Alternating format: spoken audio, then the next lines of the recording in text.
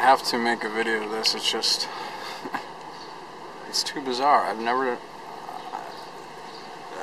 I haven't seen, this is just one of the most bizarre things. I guess it's not that bizarre, it's just, I've never seen something this crazily random, you know, in my immediate environment. This bird apparently, I don't know, somehow got trapped, tried to fly through this gate and got stuck there at the moment of death, apparently. But the really weird thing about this is, got the logo on the front of this gate.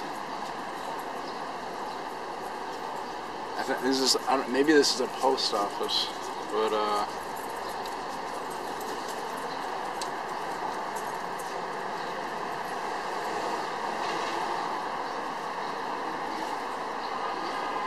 just I don't know, something really bizarre about that.